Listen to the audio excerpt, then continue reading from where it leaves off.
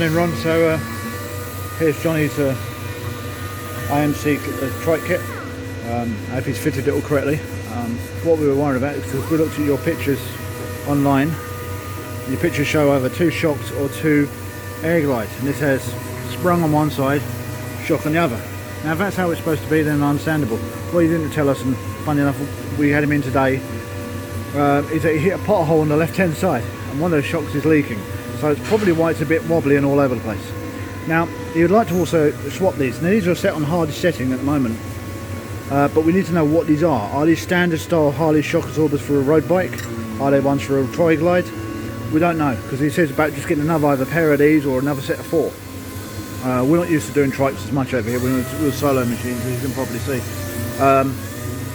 But we have a few Harleys and things around. But at the moment, riding it, it's horrendous. It wobbles all over the place. I'm hoping just by showing across you might be able to spot something. I know that top of that UJ there, that one there is a billable amount, is a bit off, but it all seems to be intact. There's a bit of seepage on the brakes and things that need to be sorted. For the most part, it looks alright. Now I'm going to grab the tape measure and run a couple of measurements.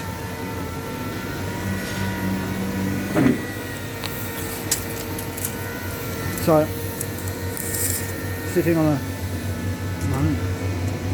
13 inches, so that's 11 inches on that side on that one,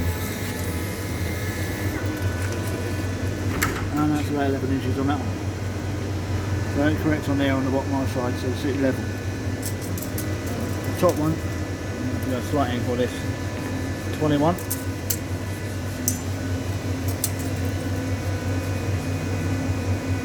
Yeah, that one's just a bit higher than 21 on the free length for that one.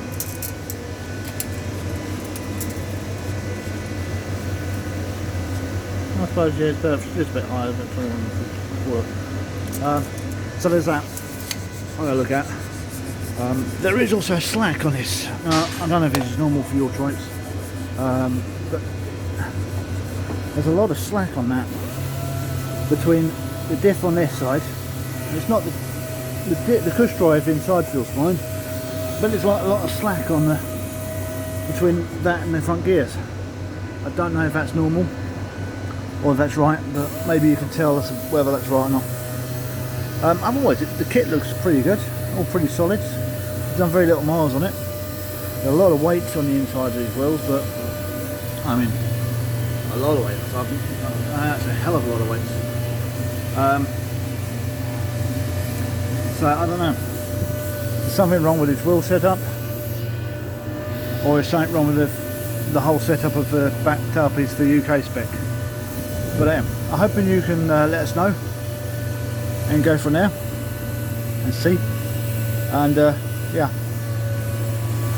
Anyway, thank you for your time.